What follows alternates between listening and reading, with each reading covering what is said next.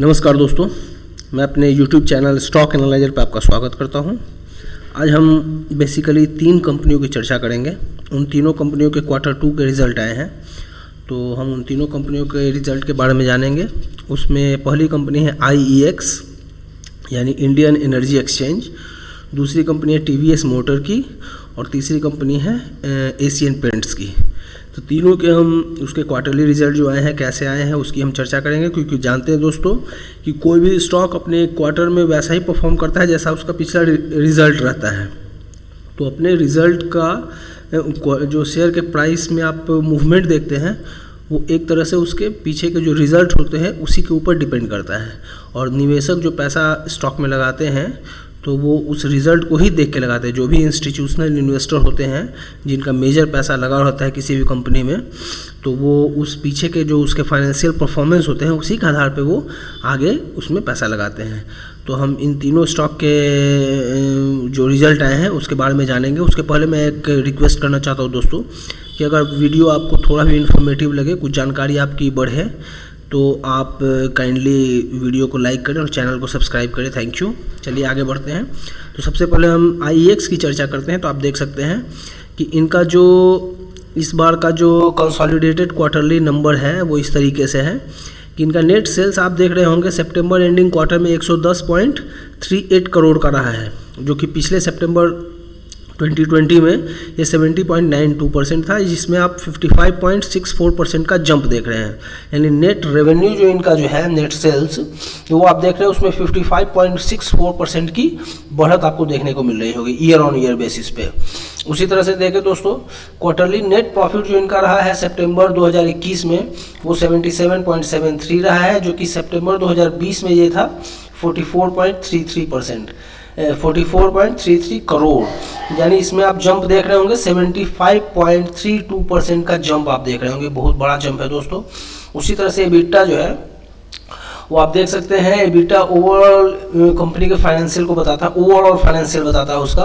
तो वो आप देख सकते हैं ये 106.97 करोड़ पे रहा है, जो कि पिछले साल 63.24% रहा था सेम क्वार्टर में। तो यहाँ पे आप देख रहे हैं अप्रॉक्सीमेटली लगभग 70% का जंप है। अर्निंग पर शेयर आप देख लीजिए इनका, तो अर्निंग पर शेयर भी बढ़ा है और वो बढ़ा है 2.60% तक पहुँचा है। कहाँ से? 1.49% से 1.49 रुपीज़ से। यानी कि आप देख सकते हैं सितंबर 2020 में ये 1.49% था, जो आज बढ़ के 2.60 हुआ है। इसमें भी आप ऑलमोस्ट 70% का इंक्रीज देख रहे होंगे दोस्तों। तो ये सारे जो रिज़ल्ट हैं वो इस स्टॉक के मतलब काफ़ी अच्छे फाइनेंशियल इन्होंने शो किया है और स्टॉक ने इसके अकॉर्डिंग रिएक्ट भी किया है। और आज स्टॉक जो है वो ठीक ठाक बढ़त पे मार्केट में अभी ट्रेड हो रहा है। हम आगे देखते हैं कि इन्होंने दोस्तों एक और अच्छी खबर है इस स्टॉक के रिगार्डिंग, वो ये है कि इन्होंने बोनस शेयर देने का डिसीजन लिया है। तो आप देख सकते हैं कि बोनस शेयर जो देंगे वो किस प्रोपोर्शन में होगा, तो 2:1 के प्रोपोर्शन में होगा दोस्तों। इसका मतलब हुआ कि हर एक शेयर जो आपके पास एक शेयर इसका होगा उसके बदले में ये आपको 2 शेयर बोनस के रूप में देंगे। और ये बोनस इसलिए देंगे क्योंकि जो प्रॉफिट इन्होंने कमाया है उस प्रॉफिट से जो इनका रिजर्व बना है उस रिजर्व में से ये अपने शेयर होल्डर्स को बोनस शेयर देने का इन्होंने डिसीजन लिया है दोस्तों। और वो जो रिकॉर्ड डेट होगा, जिस डेट से ये काउंट किया जाएगा कि किसको बोनस शेयर मिलेगा और किसको नहीं मिलेगा, वो अभी अनाउंस होना बाकी है दोस्तों। अब इसके हम चार्ट अगर देखें दोस्तों तो आप देख सकते हैं इसमें आप यहाँ से यानी कि जब लगभग 400 रुपये था वहाँ से इसमें एक तेज आपने बढ़त देखी होगी और बहुत ही शॉर्ट पीरियड में इसने उस अपने आप को वहाँ से उसका प्राइस जो था वो डबल हो गया था और लगभग 950 रुपये तक वो गया है। वहाँ से फिर एक तेज गिरावट देखे होंगे आप, और ये अभी 757 रुपये के आसपास ट्रेड हो रहा है दोस्तों। तो आप देख सकते हैं कि इसमें अभी जो 757 रुपये ट्रेड हो रहा है, उसके बाद इसका जो क्वार्टरली रिजल्ट आया है उसके बाद स्टॉक ने फिर अच्छा मूवमेंट एक ऊपर की तरफ भी दिखाया है यहाँ पे। तो आप देख सकते हैं कि अभी स्टॉक है काफ़ी वोलाटाइल सिचुएशन में है, काफ़ी तेज़ी से ये ऊपर बढ़ा है और वहाँ से काफ़ी तेज़ी से नीचे भी गिरा है। तो ये ऐसा जोन है दोस्तों जहाँ पे हमें इसमें एंट्री लेने के लिए अभी थोड़ा सा सावधान रहना होगा, क्योंकि कोई ऐसा लेवल होगा जहाँ अगर आप एंट्री ले लेंगे और कोई तेज़ अगर गिरावट आ जाती है तो वो सही नहीं होगा दोस्तों। तो अगर हमें इसमें एंट्री लेनी है तो इसमें कोई एक कंसोलिडेशन जोन आपको देखना पड़ेगा कि जब स्टॉक जो है कंसोलिडेट करने लगे, एक रेंज में कंसोलिडेट करने लगे, तो वहाँ पे स्टॉक जो होता है वो कूल डाउन होता है, थोड़ा सा रेस्ट लेता है स्टॉक।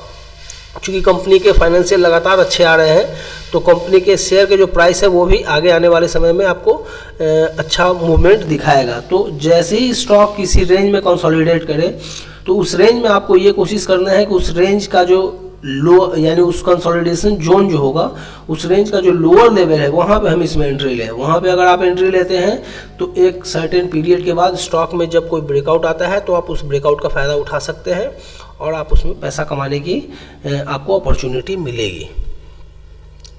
अब अगला दोस्तों देखें, जो शेयर है वो टीवीएस मोटर का है। इनका भी Q2 का रिजल्ट आया है और इन्होंने जो है वो जो स्ट्रीट है यानी कि मार्केट ने कुछ एस्टिमेट किया था इसके बारे में, इसके फाइनेंशियल रिजल्ट के बारे में, और उसको बीट किया है। यानी मार्केट जो एक्सपेक्ट कर रहा था उससे बेहतर इन्होंने अपना रिजल्ट दिया है और इनका जो नेट प्रॉफिट है वो लगभग 41% से ईयर ऑन ईयर बढ़ा है। आप देख सकते हैं कि इनका जो परफॉर्मेंस है फाइनेंशियल, आप देख सकते हैं इनका जो नेट प्रॉफिट है वो 41% से बढ़ा है और वो पहुंच गया है 277 करोड़ पे, 277 करोड़ पे पहुंचा है दोस्तों। अब आप देख सकते हैं कि इनका जो रेवेन्यू ग्रोथ है, वो रेवेन्यू ग्रोथ जो है वो पहुंचा है आपका 5619, यानी कि 5619.4 करोड़ यहाँ पे इनका जो रेवेन्यू है वो बढ़ा है और उसमें आप देख रहे होंगे 22% का ग्रोथ आपको दिख रहा होगा। उसी तरीके से दोस्तों इनका जो ऑपरेटिंग प्रॉफिट है वो 30.7% से बढ़ा है और वो पहुंच गया 562 करोड़ पे। और एक चीज़ और देखनी है दोस्तों, इसमें जो इम्पॉर्टेंट चीज़ है वो ये है कि इनका जो ऑपरेटिंग प्रॉफिट है वो लगभग हाईएस्ट एवर है इन एनी क्वार्टर इस कंपनी की हिस्ट्री में। अभी तक के जो हिस्ट्री है इस कंपनी का, उसमें किसी क्वार्टर में सबसे ज़्यादा ऑपरेटिंग जो प्रॉफिट इन्होंने दिखाया है वो इसी में दिखाया है। और डिस्पाइट ऑफ द फैक्ट दोस्तों इसमें कुछ चीज़ें हैं जो इनको इस चीज़ से इनको चैलेंज फेस कर रहे थे। उसमें क्या था कि इंक्रीजिंग कमोडिटी कॉस्ट, जो यूज़ करते हैं सामान ये, उसका कॉस्ट जैसे मेटल वगैरह यूज़ होता है तो मेटल वगैरह के कॉस्ट आजकल बढ़ रहे हैं, तो वो इनको प्रॉब्लम आ रही थी। Scarcity of the containers for international business, अगर ये एक्सपोर्ट करते हैं उसके लिए जो कंटेनर चाहिए होता है तो कंटेनर्स की भी अभी प्रॉब्लम चल रही है दोस्तों। तो इस तरह की दिक्कत, या फिर सेमीकंडक्टर के चिप वगैरह जो है वो भी आसानी से अवेलेबल नहीं है। तो इस तरह की दिक्कतों के बावजूद इन्होंने इतना अच्छा रिजल्ट शो किया है। इसी तरह से देख सकते हैं आप इनका जो मार्जिन है वो भी इम्प्रूव हुआ है और 10% तक पहुंचा है, जो पिछले ईयर ऑन ईयर बेसिस पे आप देखें तो 9.3% था। अब देख सकते हैं दोस्तों इन्होंने एक और चीज़ डिसीजन लिया है कंपनी ने, और इनके बोर्ड ने ये अप्रूव किया है कि एक न्यू होली ओन्ड सब्सिडरी ये एस्टैब्लिश करेंगे और जो इलेक्ट्रिक मोबिलिटी बिजनेस को देखेगी। तो अपना ये नई कंपनी एक जो इनका सब्सिडरी होगा उसको एस्टैब्लिश करेंगे और वो इलेक्ट्रिक व्हीकल से रिगार्डिंग जो भी जिस तरह के बिजनेस होंगे उनको देखेगी। तो नई कंपनी एक बनाने का इन्होंने डिसीजन लिया है। अब इसका चार्ट देखें दोस्तों तो कंपनी लगातार अच्छा परफॉर्म कर रही है फाइनेंशियली, लेकिन चूंकि ऑटो सेक्टर में ओवरऑल एक गिरावट आई हुई है तो उसका खामियाजा इन्हें भी भुगतना पड़ा है। और उनके प्राइस में आप देख पा रहे होंगे ये एक रेंज में ही ट्रेड कर रहे हैं लगातार। आप देख सकते हैं अभी इनका RSI तो नॉर्मल बता रहा है, 50 to 70 उसके बीच में है, 60 के अप्रॉक्सीमेटली, यानी ठीक ठाक है अभी। और अभी आप देख सकते हैं नीली वाली जो लाइन है वो 100 डे मूविंग एवरेज है और स्टॉक जो है वो यहाँ 500 से चला है जब, तो आप देख सकते हैं अभी 577 पे ट्रेड कर रहा है और इसने क्या है कि 100 डे मूविंग एवरेज को क्रॉस किया है। तो अगर ये स्टॉक जो है दोस्तों इस जगह पे सस्टेन करता है, यानी 100 डे मूविंग एवरेज के ऊपर सस्टेन करता है, तो वहाँ पे इसमें एंट्री लेने के आपको मौके ढूंढने चाहिए और शॉर्ट टू मीडियम टर्म में आपको इसमें एक ठीक ठाक मुनाफा कमाने का मौका मिल सकता है। इसका जो अपर लेवल होगा जहाँ तक ये स्टॉक जा सकता है, जहाँ इसको रेसिस्टेंस फेस करना पड़ेगा वो है 660, यानी 660 रुपये के आसपास इसका एक रेसिस्टेंस बनता है। अगर वहाँ से फिर ब्रेकआउट देता है तो स्टॉक फिर आगे दूर तक जा सकता है। तो कंपनी अच्छी है दोस्तों, लगातार ये फाइनेंशियल अच्छे दे रहे हैं, लेकिन ओवरऑल ऑटो सेक्टर में एक मंदी आई हुई है जिसके कारण से ये सारे ऑटो स्टॉक जो हैं वो अभी परफॉर्म नहीं कर पा रहे हैं।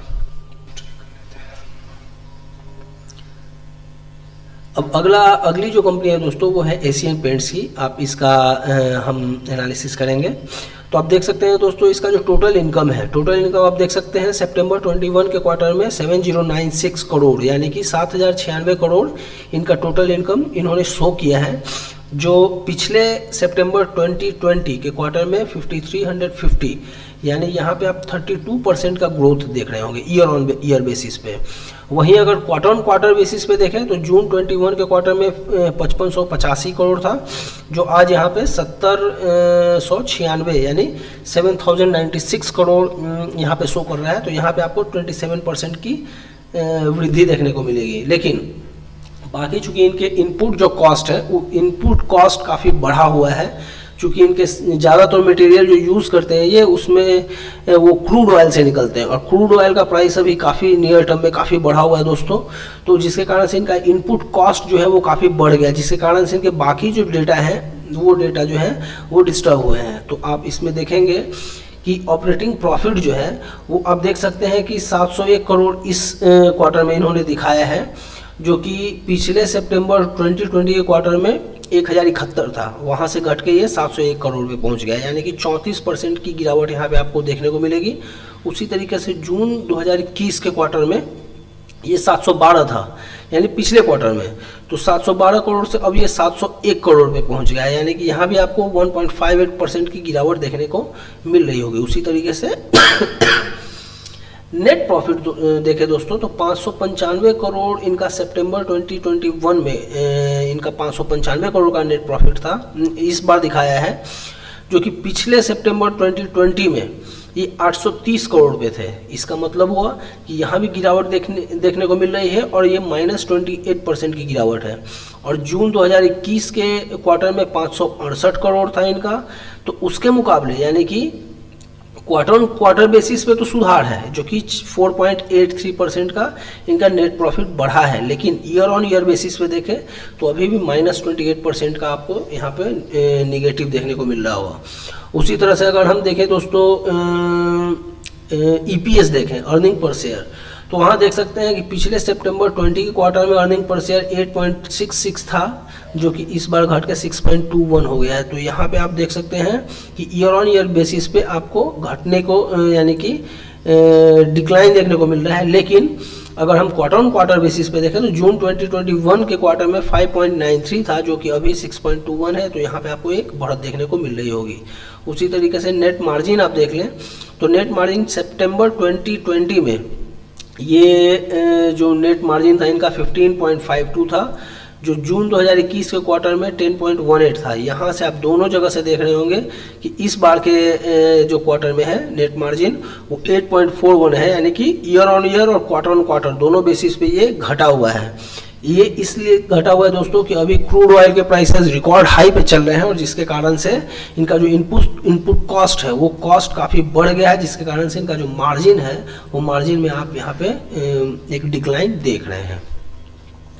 अब इसमें एंट्री लेने के लिए अगर हम देखें दोस्तों तो आप देख सकते हैं कि इसका जो चार्ट है, आप चार्ट देख पा रहे होंगे, यहाँ पे 3400 रुपये से ऊपर यानी 3500 रुपये के लगभग को इसने टच किया है, अपना हाई बनाया है और वहाँ से फिर इसमें एक शार्प डिक्लाइन देखने को मिला है। तो आप देख सकते हैं अभी एक सपोर्ट के नज़दीक ट्रेड कर रहा है और आप नीली रेखा जो नीचे देख रहे हैं दोस्तों वो है 200 डे मूविंग एवरेज। तो 200 डे मूविंग एवरेज इसका लॉन्ग टर्म का एक सपोर्ट है, जो कि 2837 रुपये के आसपास बन रहा है।